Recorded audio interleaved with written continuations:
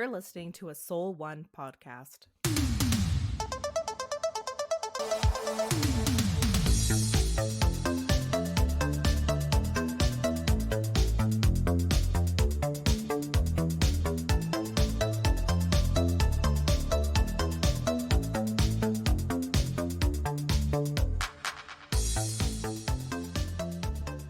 It's so quiet around here. There's just the two of us again. I know, and our thoughts. It's nicer when there's the third person and we don't have to think hard. And we I can know. just use the third person's voice to drown out the intrusive thoughts we have. Yeah, last week's episode was so easy. You just kind of like sit there and just go with the flow. Mike, I don't look at the analytics, the back end of things. But I was listening to, or I guess I was watching, because it's a podcast that also records them talking. I don't know why podcasts do that, but anyways, all that to say, it's two podcast hosts. They weren't specifically talking about being podcast hosts, but that's what the conversation got to. And interestingly, one performs very poorly when they invite a guest, and then the other podcast, because that's their bread and butter, obviously does well, but the analytics depend on who is invited to speak. So I'm wondering, all that to say, Mike, do our listeners like it better when we have guest hosts, or do they hate it and not tune in? That's definitely a question I should have an answer to, but I don't, because I don't think I look at our analytics as much as I should. We're just out here on vibes and a wish. Yeah. we think there's a handful of people listening. Last I checked, there were. So it would be interesting to look at all the episodes when we bring guests on. Because our old show, Mike, which is the same format, different name for those who are new here, our one-off episodes performed the best. But that didn't necessarily mean that there was a guest. That just meant that we had a specific theme. So anyways, I thought that was a very interesting conversation that the podcast hosts were having. And I thought, I have a podcast. Should I be thinking about these things? But really, it's your podcast, and I just show up every week and talk, Mike.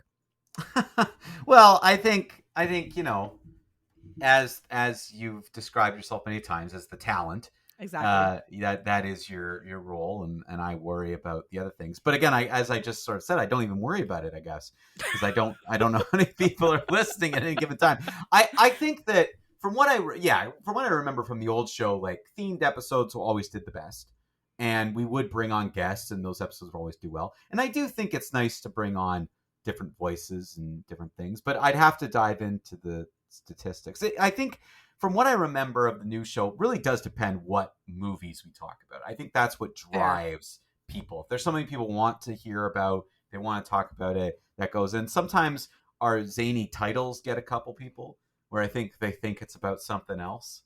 The old bait and switch, the old clickbait. Right. But Mike, we do have, I would hazard a guess, and people can write in and correct me if I'm wrong. We have our core listeners that return week after week. Those are the people writing in fan questions. And then it's what you're describing is they watched whatever movie, they go on Spotify, they search the name of that movie, and then they listen to our review, which is, to me, an insane way to listen to a podcast, but not all power to ya, folks. That's crazy to me. I would never. The only time I do that, Mike, is if there's a specific, like a specific phenomena or event or thing, and then I look to see if there's a long form podcast of it, like a multiple episode, so I can do a deep dive. I would never look for like a one-off episode of something, but I guess there's people out there that do that. That's interesting. Yeah, because if I remember correctly, our run of Stranger Things did do very well, because we did a couple weeks in a row where we recapped, did the kind of first half, did the second half. I remember that doing very well. Fair enough. But that was old show. Like, that wasn't the new show. That was multiple episodes in a row. So it just seems, in a row, at least 4. Hey, I think. whatever knocks your boots. If you drop in for one episode, such as the episode that you're listening to right now, hello. We hope you stay around. But if you're only here for one episode, I hope you enjoy it. And we're not going to know anyway because we don't check the analytics. Our stats. So yeah, we don't know. We have no idea. Speaking of fans writing in, Mike, do we still have any fan questions we need to answer, or are we all caught up? Oh, that's a great question. 2 questions I hit you with today, and you don't know the answer to either of them. I'm very tired. That's great. Fair enough. You're still recouping from your. I had a week off last week, and I should have just worked. I was so busy. Dan says that. Dan, I don't know if you were like catching up on social things, but Dan doesn't like taking time off work because it just means that when he comes back to work, there's like a week more of work. Am I making sense? Like, he's just catching up on the things that he took a break from. That is the thing that I think makes the most sense to me, because that's why I was forced to take this vacation. This was not my choice. Right. I've been forced because I've accumulated too much from last year, and they're like, we can't pay this all out. You have to start taking vacation. Yeah. So here I am taking, like I'm taking a forced vacation, and I hate it because my first day back to work was today. I'm busier than I was. Like, you're catching up. Your email now has 2 weeks of emails versus 1 week. I get it. I'm not even gonna. So because I mean, you know this, Taylor, and our listeners don't, but like I technically I work multiple jobs, so to kind of organize myself, I have this nice kind of accumulated inbox where everything will kind of get color coded and dumped in there, but I can take a quick look at something like on my phone or a computer. I don't have to, and then I sign into each individual emails I need to. I'm not even kidding. 536 unread emails. I would barf. That's what I woke up to. Barf. I would stress It was 536 emails. And I gotta say, last week when I was off, I was so busy. Like I just don't understand. I don't feel like I've taken any time off whatsoever. It's a wild feeling. And then to come back to that and I'm behind. It's like, what was the point? What is ever the point of taking time off? You know what's nicer, though? Maybe you can consider doing this. This is unsolicited advice. Instead of taking a full week off, take like a day here or there. I love taking like a Wednesday off. Yeah, that's a much better plan, I think. And then, you just kind of, you use the bare minimum and then you get paid out the rest at the end of the year. That's what I would do. It's very rare that we would take like 5 days in a row off together. Maybe at Christmas time, but otherwise we'll take like a day here or there, and it's nice. Like midweek, then you take a break, and then you go back, and you're only behind 1 day. Yeah, that's my advice to you, Mike. I think that's a much better method, and that's what I'm going to consider doing. So, you're obviously not caught up on our emails, I guess is the. I've been slowly perusing them. We definitely have some fan questions in here. Okay. Taylor, you mentioned there was a headline though you wanted to do. Shall we do that first? How about I read you the headline while you're perusing those fan questions? Okay. So, if my phone will turn on, that's weird. It's definitely, we've talked about this before, Mike, how both of us need to update our phones, but we're like bare knuckling it to the final moment when we actually have to do it. Although I think didn't you have to replace your phone a couple months ago? Yeah, January 31st, the transition into February 1st, my phone overheated, exploded, and I had to go get a new phone. And it was awful because my contract hadn't expired yet, so it made things that's so much essentially worse. I'm waiting for my phone to explode, although it's not the best way to do things. Anyways, I've got the headline here, Mike. This won't mean a ton to you because you didn't review this movie, but you might remember my review from last year. Okay. Roadhouse 2. Guy Ritchie to direct sequel to Amazon MGM's hit action movie. It was a hit? I'm gobsmacked. Like it was one of the worst movies I watched in 2024. I think it was 2024, if not 2023. But like, I remember whatever the year it came out, it was one of the worst movies I saw that year. So, interestingly, yes, the 2024 movie, a remake of the 1989 movie that starred Patrick Swayze, was directed by Paul Lehman and was written by Anthony whatever. It was a massive hit for the streaming unit, attracting nearly 80 million worldwide viewers on Prime Video after only 8 weeks. What are our thoughts? Just because a lot of people watch it doesn't mean it's good. Yeah, I honestly didn't think this would get a sequel. Even from like your review of it and the fact that it's kind of a remake. Yeah, I'm very shocked. Apparently people loved it that were not me. So you might remember, Mike, this might ring a bell and might not. There was some controversy around the original director or the director of the remake. I don't think he directed the 1989 movie. So Doug Liman, who directed the first Jake Gyllenhaal remake, he wasn't likely to return for a sequel anyways because he had a fight with Amazon. He said that he wanted the film released in theaters, and Amazon says, no, you took a streaming deal so that we would give you a bigger budget. So there was a lot of he said, she said, back and forth, or he said, studio said. And so now Guy Ritchie is attached. I would think that Guy Ritchie's a bigger name, a bigger household name than this Doug Liman. Yes, I'd agree. And so that also is shocking to me that this random Amazon remake apparently did so well that Guy Ritchie's going to direct the sequel and Jake Gyllenhaal is returning. Can you think of a movie? Like, can you think of a movie that has had a remake and then a sequel?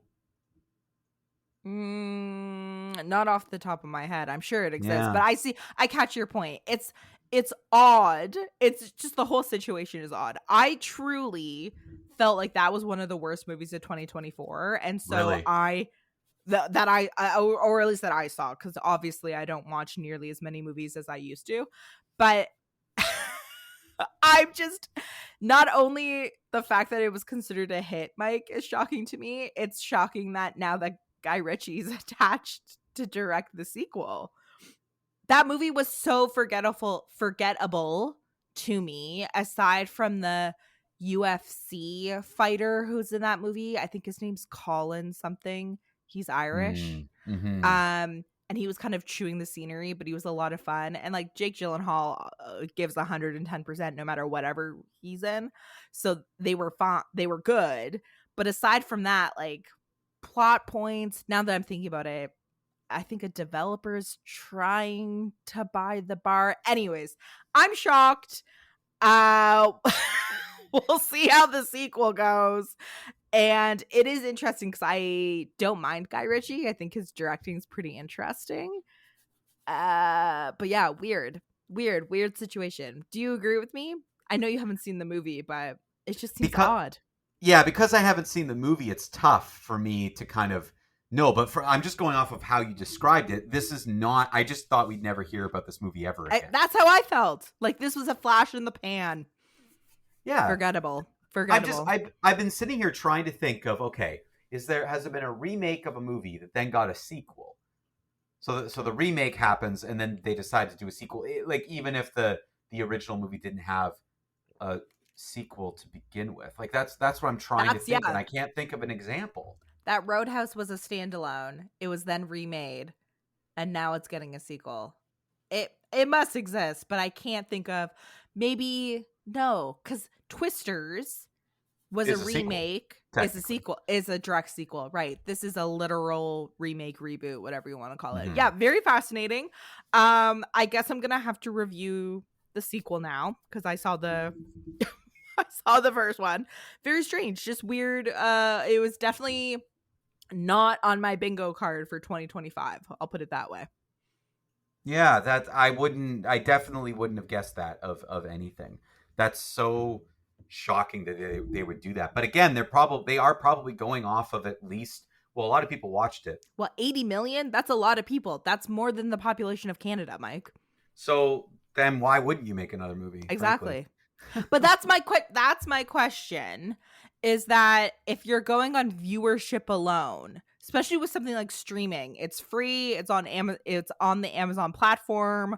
I got some time, I'll put it on. Doesn't necessarily mean that the movie is good or that I thought it was good. So it's interesting to me that they're they consider, I mean, you can't dispute 80 million people, Mike, is a lot of people.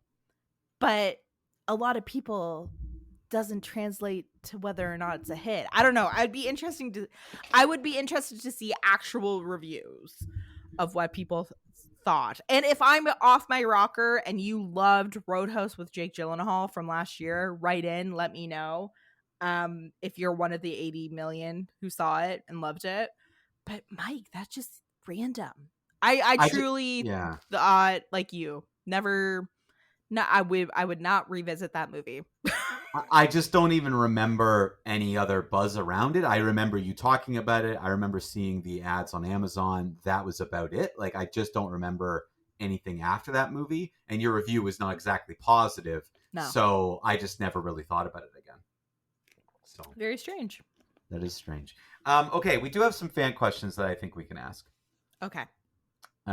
So let's go through a couple here. Okay, so this first one comes from Rita, who says, I have a question for you both that you might be able to answer as two people who see a lot of films and probably at some point in time have looked at film ratings, ? Films are rated for age appropriateness, but do you find this is really effective? I find that I've almost stopped looking at that, and I was someone who had some young kids, but still I kind of just went off the overall feel of the movie. I didn't even really look at film ratings. Are these still effective? At first, when she said film ratings, I thought she meant like 4 to 5 stars. So I was like, of course we've looked at film ratings, Rita. But no, she means like viewer discretion is advised or family. This is a very timely question for us, Mike, because Dan and I were watching, or George caught the very beginning of Zootopia at the dentist and was obviously, enamored. And I think I've mentioned on the show, we're letting him watch like bits of movies now, like in 45-minute chunks. So I thought, okay, like we'll put on Zootopia. Zootopia is rated PG. But I skipped ahead a little bit. He was a little bit of the second time around, like when we went to go rewatch the beginning of Zootopia, he was scared, so we didn't end up watching Zootopia.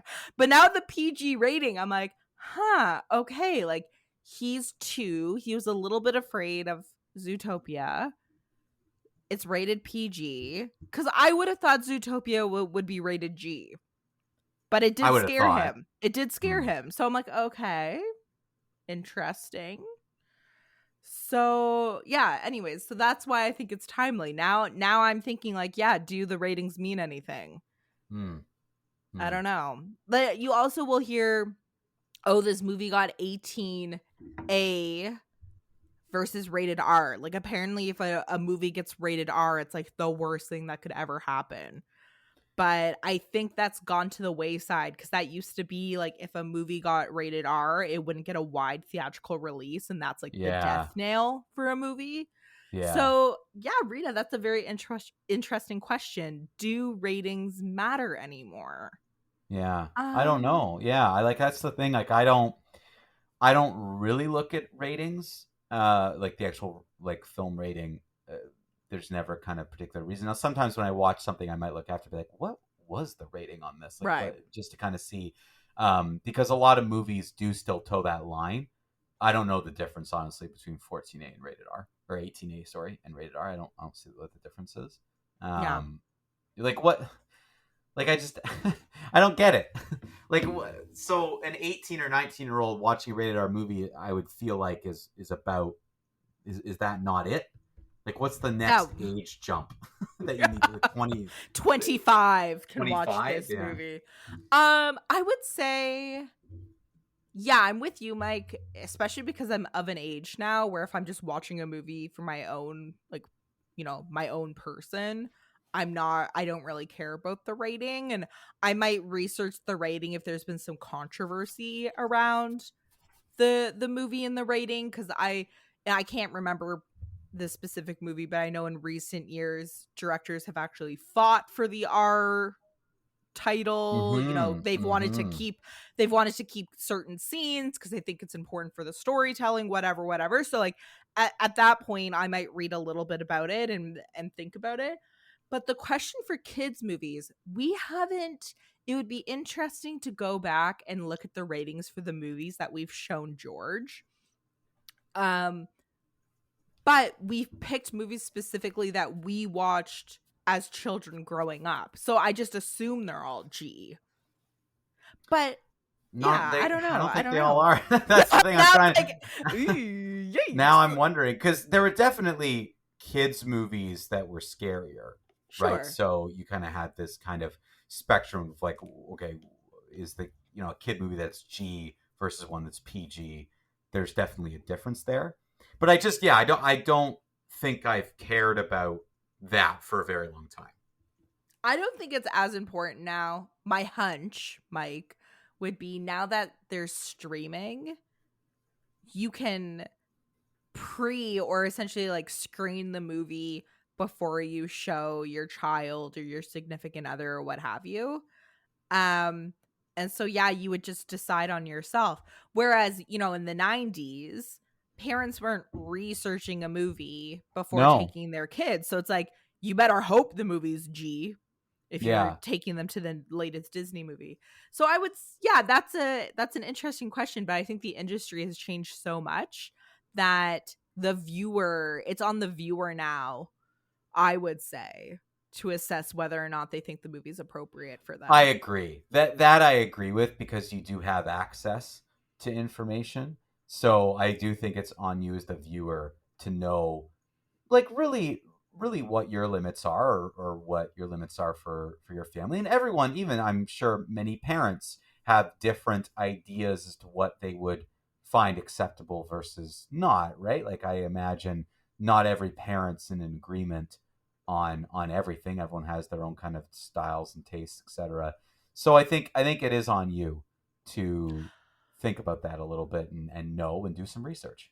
That being said, though, Mike, I don't think there's anything wrong with having general general buckets. Like, oh, this is a family movie, Right. Right. like if I'm gonna go into an animated movie, I want it because there are some adult animated movies, right? So you Mm-hmm. can't just take it on. Mm-hmm. But that the fact that Zootopia is PG really like shocked me. I was like, oh, maybe I need to pay more attention and Yeah. not just like pick movies for the nostalgia factor. Yikes. Yeah. Yeah. Yeah. I mean, it's hard to pinpoint too where it's going to go. But yeah, that general bucket, I think, is the intention to give you just at least a general idea. Sure. Um, but yeah, I mean, but there you go. Now you know George's experience with Zootopia. Definitely got some dark moments in that movie. There are villains. Let's see here. This is a good one. We can ask this question.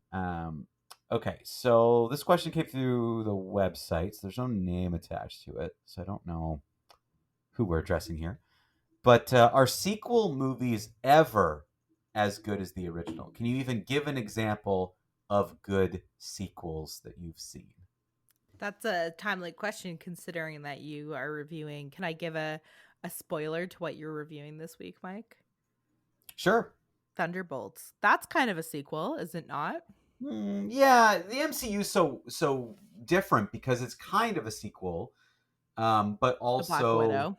it's kind of a sequel to everything. Like it's kind of a sequel to Black I Widow, see. I see. Captain America. It's a Like it's continuation of yeah, the. yeah. Got it. I Got it. I definitely agree that Thunderbolts would be mostly like if you saw Black Widow because of Florence Pugh's character. I would say that is the most direct sequel. Yes, I would agree. I would agree with that. Um, but it definitely incorporates things from the Falcon and Winter Soldier TV show, as well. So it's kind of like I almost felt like it was a sequel to both in a way. But yeah, I would say that that's somewhat accurate. I mean, to me, there's two different questions here. Like better than the original No. and a good sequel are two different things. Like I would argue that like Spider-Man 2 is the Tobey Maguire one is a better movie than Spider-Man. I would say that Father of the Bride 2 is a very good sequel, but doesn't, is Mm. not as good as Father of the Bride. Like that's just examples I can give where I'm like, they're both good sequels though. Like I would say Yeah. that both movies are good. It's just one I think does surpass the original and the other one doesn't, but that doesn't mean it's necessarily bad. I think Paddington 2, very good sequel, not better than the first. Um the Despicable Me. I mean, it's funny how I'm laughing, Mike, because I'm listening to child movies as if I've recently watched them with George, but like, no, these are just movies that are in my back pocket. Yeah. Although we did we did show him the first Despicable Me movie a couple weeks ago. That would be an interesting look up the rating for that. Cause Despicable that's Me. like, yeah, that's like not PG, but like for me, I'm like, that's for older kids. Like I wouldn't necessarily, I don't know, like that's not toddler specific. Anyways, I think the Despicable Me sequel is quite good, but again, not better than the original. I'm pretty hard pressed to find a movie that's better than the original. But I Yeah, think I their do. good sequels Yeah. are out there. They're just rare. Yes. And I do think it can happen. Like I do think it's possible to do that. But again, the reason why I don't necessarily count the MCU is it feels like it's doing something a little different. They're like Even like chapters, you know. yeah, more like I've always exactly that. I find it as chapters of a book or episodes, like an episode of your favorite TV show where some episodes are going to be better than others. They do comment on other things. They do continue. Like a really good example of how they did it. Like they did the Captain America Winter Soldier was like the second Captain America movie. And technically Civil War was technically the third Captain America movie. So it acted like both a sequel to that movie, but also more so a continuation of what was going on with the Avengers. So it kind of had this mixed bag thing going for it. So Marvel's done that, I think, actually pretty well. So that might be kind of a rare example, but yeah, I think they do a pretty good job with that. I think that's good for today for fan questions. We can leave others for Revisit. later. We can revisit. We've got a couple movies that we want to review. I'm reviewing Thunderbolts with an asterisk because that's the proper title. You can't forget that. And Okay. Taylor, you're reviewing Black Bag, Yes. which I've definitely heard a lot about. So I'm interested to kind of get your thoughts there. Shall we start with Black Bag? Sure, yeah. So this movie was directed by, interestingly, Mike, you reviewed Presence a couple weeks ago, Mm-hmm. correct? This is by Yes. the same director, Steven Soderbergh. Oh, Soderbergh. Soderbergh. Yeah. Yeah. Soderbergh. Yeah. A recognizable name, but I didn't really know his body of work, but he's done quite famous movies. It stars Kate Blanchett and Michael Fassbender. Those are kind of the most recognizable faces. People who are Bridgerton fans will. Oh, and I've never said his name out loud. Reggie Jean. Oh, Regé Jean. Regé Jean. Regé Jean. Is that who Regé you're talking Jean about? Page. Yep, he was Yes. in the first Regé Jean Bridgerton. Page. He was in He the was first. in Sorry, go ahead. Dungeons and Dragons, I think, too. Yeah. Yes. Yeah. So Bridgerton fans will know him because he famously told Shonda Rhimes he would not return for any other seasons.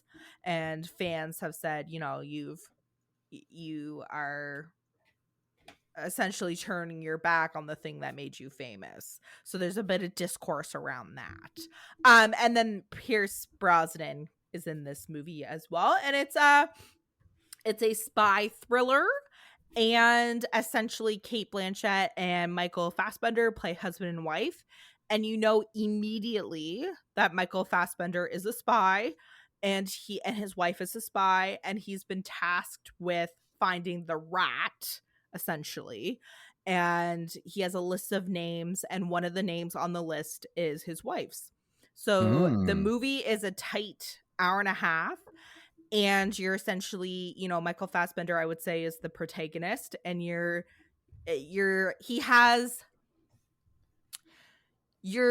dealing with the loyalty he has to his wife, but also, you know, the loyalty he has as a spy. And obviously he's hoping that his wife is not guilty, but he takes his job very seriously, and so he's going to find out who is the rat.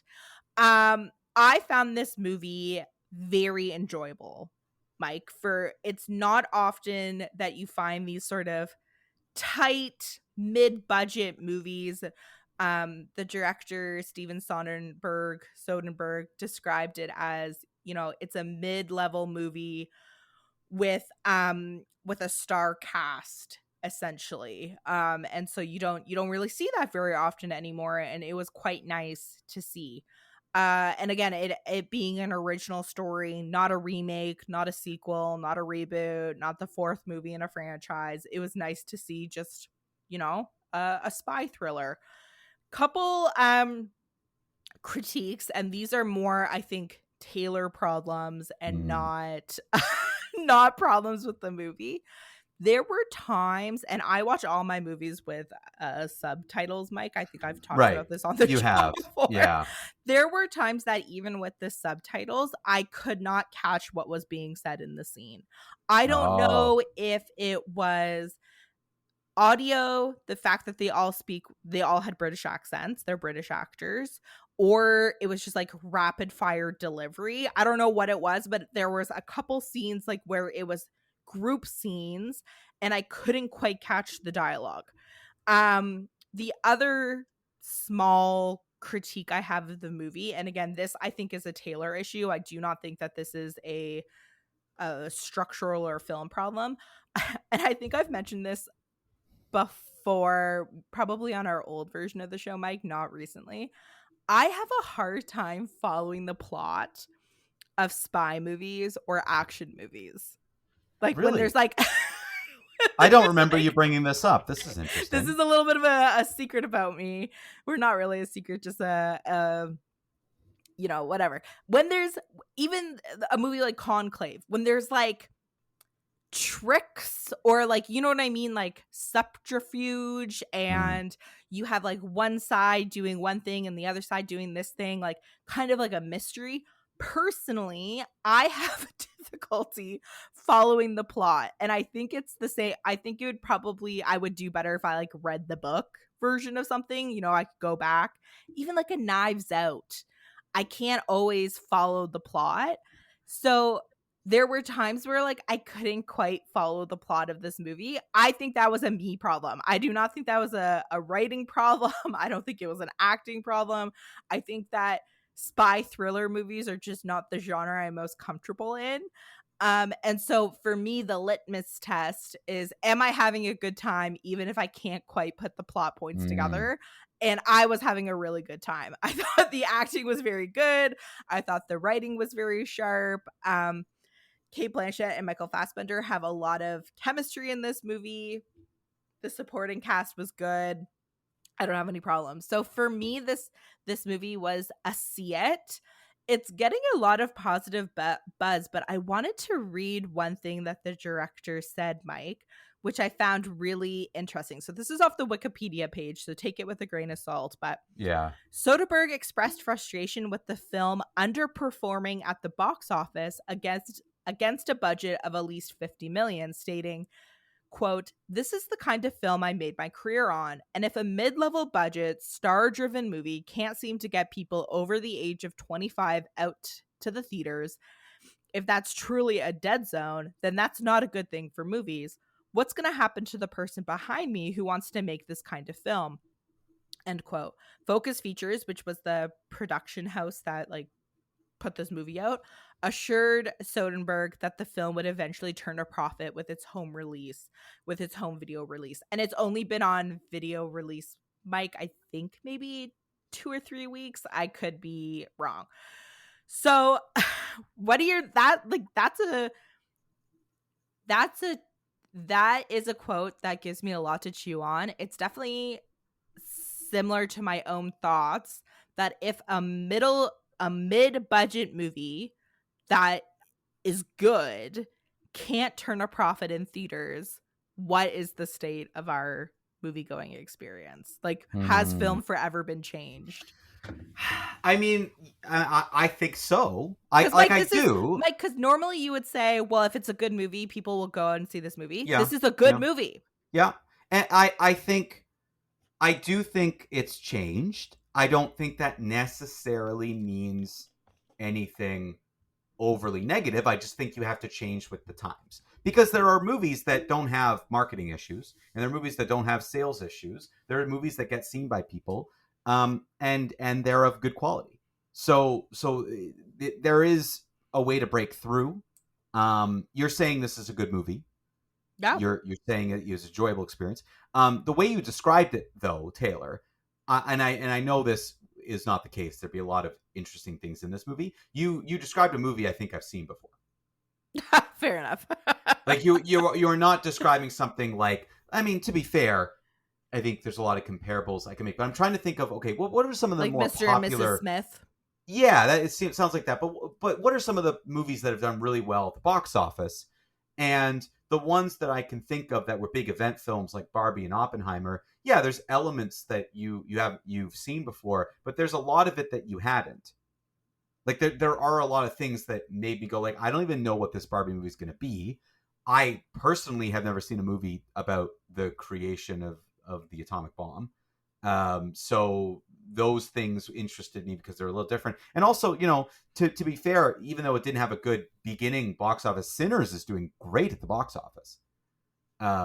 That's a really, that movie I reviewed a couple weeks ago that I was able to see early before it even opened, and it opened, and it's like its stay power at the box office has been incredible.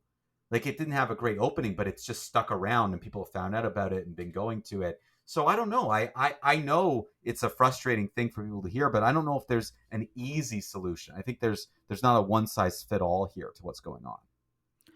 I just feel like we've talked about this ad nauseum, so we won't get into it.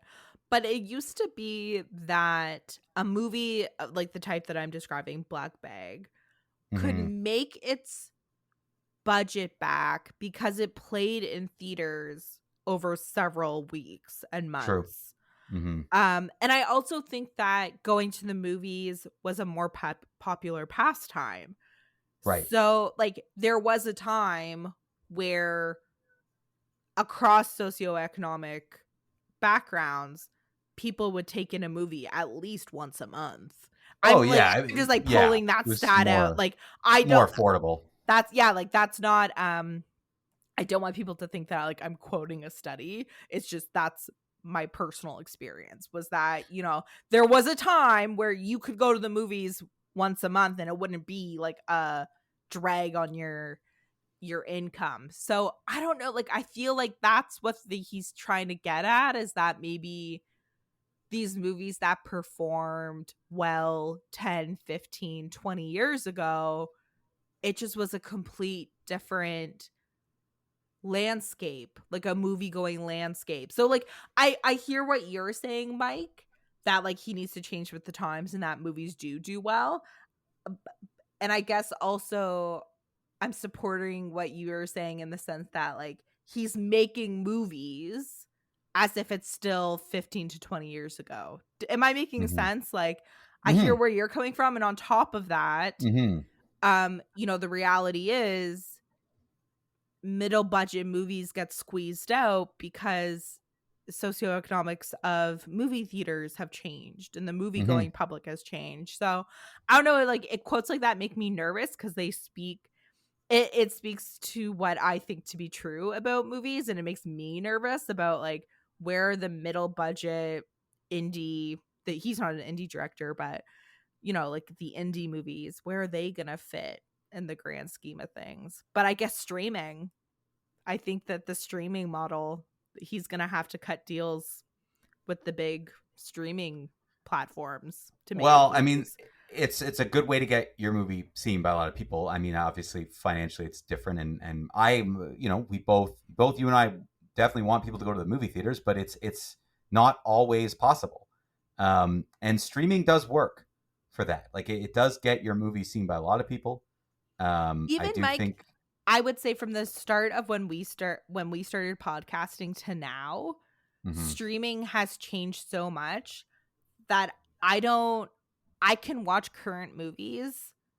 Like, I'm not out of the loop by not going to the theaters. Do you know what I'm saying? Whereas like Oh, it's 7 one of the main years reasons why people don't go. They're gonna see exactly. it in a couple weeks anyway. Yeah, 7 years ago when we started the show, 6 years ago, we still had to have our butts in the theater to if we wanted to have current movie reviews. absolutely. Now Every it's single week. yeah, now it's like, well, Taylor goes to the movies once a quarter and still I can still give good movie reviews. I don't know if they're Mm. good, but I can still give current movie Current. reviews. Yeah. Let's not go as far to say our reviews are good, but they are current Current. and up to date. Exactly. So yeah, it's fascinating to me. It makes me a little nervous. Because I prefer movies of this type, Mhm. mid-level budget movies. Like that would Yeah. be where I'm most comfortable with.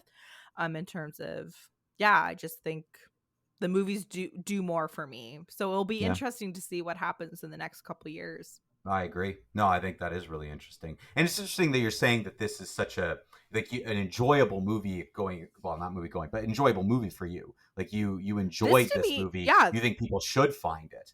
this is a see it for me. Like an hour and a half. Watch this with your significant other. It is a little like I wouldn't necessarily say like this is like this is by no means a family movie. To me this would make a very good date movie or watching it with some friends. Um but yeah, like it had a lot of appeal for me. It really worked for me. It ticked a lot of my boxes. So Mm, it looks like it's doing relatively, like I said, it looks like it's getting relatively good reviews. And so I understand the filmmaker's frustration that it yeah, hasn't made its budget back when maybe 15 years ago it would have made its budget back. I think probably. I think people just aren't going to the theaters like they used to. Oh, true. That is exactly what's happening. And I concur. They're going for the event films, right? Like there are Sure. event movies. Marvel still brings in a crowd. My movie I saw on the Thursday preview, the house was packed. They still, are able to do that for that. But the general, like you pointed out, the general movie going public are not going as much as they used to. No. Which is what makes a big difference in some of these movies. So there you go. Yeah, well, honestly, if I'm gonna watch Black Bag, I'm probably gonna wait until it streams anyway. Like, Yeah. like that's the I paid you know $14 for my rental. right. So Yeah. not like, and it was $20 discounted every once in a while. Amazon discounts their rentals. I'm not sure the why or the how. So I got mine for like $14 or $15 in terms of a rental. So not horrible, but yeah, wait No, 6 weeks and I'm sure it's going to be on a streaming platform. yeah, that's not bad at all. There you go. Black Bag. See it. Maybe one of my first of 2025. I think that might only be your second or third. You have not given many. Yeah. So my movie was Thunderbolts with the Asterisk, the latest in the Marvel Cinematic Universe. And yeah, as you mentioned, Taylor, it is kind of a Black Widow sequel. At least, kind of really the star is Florence Pugh, and her character, who's the sister of the now long deceased Black Widow. She is Um, dead, people. That's what I saw. Even Mike, you know me, I'm not an MCU fan. And people are like, are they going to bring her back? Are they going to bring her back? I'm pretty sure Scarlett Johansson has said, I'm never coming back. yeah, As the no, Black your Widow. character is very much dead. Like, And there's no way around it. Mike, before you get into your review, the fans forced me to watch Black Widow. I can't remember why, but I weirdly did watch and review Black Widow. It was not good. David Harbour is in Black Widow and he's in Thunderbolts. Is he not playing the Yes, same character? exact same character. Okay. He's playing The dad. the dad, who's basically the Russian equivalent of Captain America. Right. But he's a buffoon and absolutely useless, which is quite funny. Basically, Thunderbolts is this kind of the MCU's answer to the Suicide Squad. it's this random assortment of characters from a couple different other things. So like as you've mentioned, you've got two characters from Black Widow. You've got one of the villains from, or kind of a villain or side villain from one of the Ant-Man movies, who's in this. And then the other kind of main characters are Bucky. Bucky Barnes is in this, the Winter Soldier, as well as what they call dollar store Captain America, which is basically this guy who, from the TV show Falcon and Winter Soldier, was given the mantle of Captain America. So the government did this because Captain America's long gone. They wanted another symbol, so they gave it to this soldier who's like a decorated soldier, played by Wyatt Russell, Kurt Russell's son. Plays this role, plays it very well. He's basically like the worst person you could think of to be given the mantle of Captain America. He's an absolute, like, he's like a raw American toxic guy, right? Kind of thing, right? And he's the person that the government would pick. That's right, exactly. Very realistic, very realistic. And so it's basically about this random assortment of people who don't have superpowers. Essentially, a couple of them have taken the super serum, but for the most part, everyone does not have really a lot of superpowers. They just kind of punch and, as Florence Pugh says at one point in time, all we do is punch and shoot. And they're faced in an absolutely like ridiculous situation where they come face to face with basically a being that has so much power that it questions how you could ever deal with this being. Well, the commercial on Disney Plus is like, but I'm a god. Why would I answer to you? Why would I answer? Yes. And what's so interesting is about this movie, because you can kind of guess, essentially someone creates this being, tries to control it, and the being is like, I don't have to listen to you. I can do whatever I want. And what was really interesting about this movie was they have one or two fight sequences with this being that absolutely like dismantles them, right? Like they have no chance. Obviously, they have nothing compared to this being. And I really absolutely loved the resolution to this movie. The way they handled how it ended was brilliant. And the thing about MCU movies is you can get a little cookie cutter with them, where it's kind of the same thing over and over and over again. This one breaks the mold.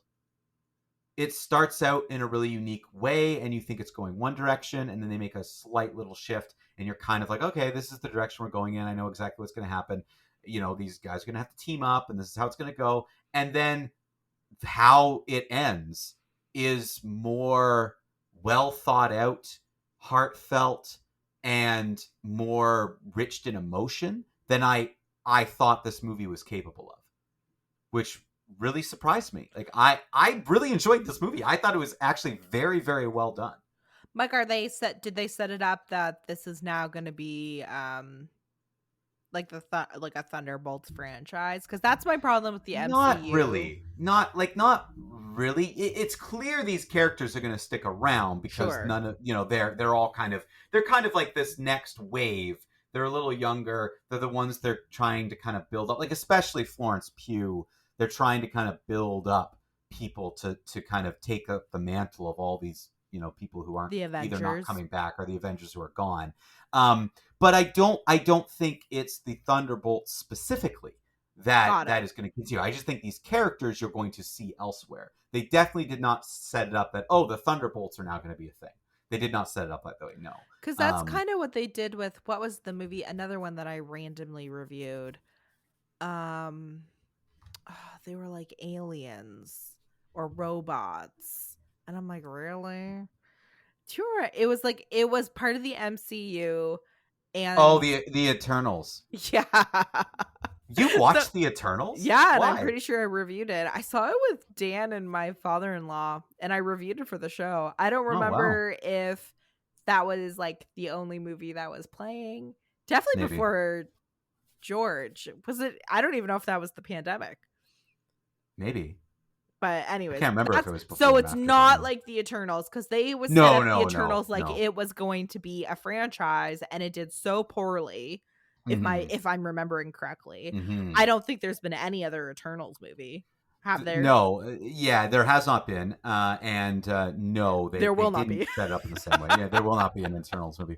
Yeah, no, they didn't really do that. And this, what was good about this movie, it did feel like its own thing.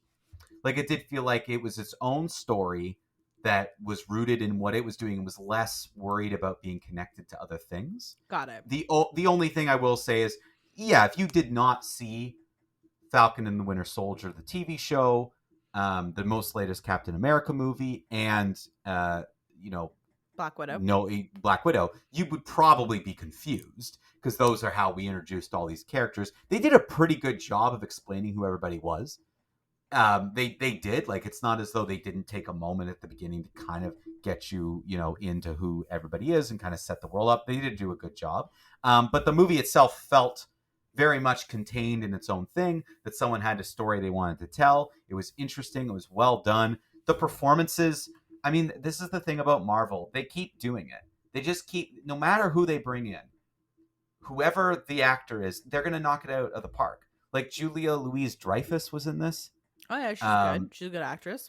And just like no one's phoning it in. Everyone's giving it their all. And when you have like really good actors, like Florence Pugh is really, really good. When you have like high quality talent actually trying, it makes a big difference. So unlike the Sony movies, yeah, well, no, but that's true. That's exactly the comparison, I think. I don't know. I have no idea, Mike. So this is pure speculation. But it's kind of like we talked about last week with Katie about when you could just tell there are a bunch of buddies that got together on a soundstage and they're like, yeah, we'll do 20 minutes in your movie or whatever. I assume the MCU is a pleasant filming experience. And that's why why the stars are giving it their all. Or maybe they're just getting paid so much money that they care. Because what's the difference between why do the MCU actors give better performances than than any of the DC movies? I mean, I do think the scripts are also better. The directors are better. Fair. They are probably like financially in a better place. Probably treated really well. And also, I do think for someone like Florence Pugh, who does not have a hard time getting work elsewhere, she's probably thinking like, if I just keep doing this and giving it my all, I'm going to keep earning whatever money I want, and then I can do all my indie films and never have to worry again. But even people like, you know, less well known, like Wyatt Russell is a good example of a less well known actor who does do like a lot of indie stuff. Like he's been in a bunch of things, and he's like a very intense actor. I find very like always plays like really intense roles, but he's like even trying. You know, like they're all just giving it their all. Did you know that he's a former ice hockey player, Mike? I did know that, yes. Well, I know that. So he's one of the ones that used to come up to Ontario, to Canada to play hockey. All of their kids used to play hockey in.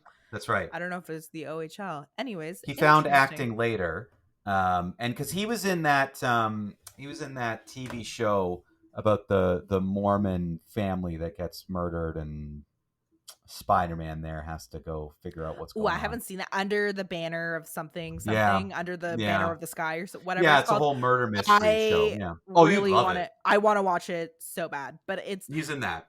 I find it hard to commit to Under the Banner of Heaven.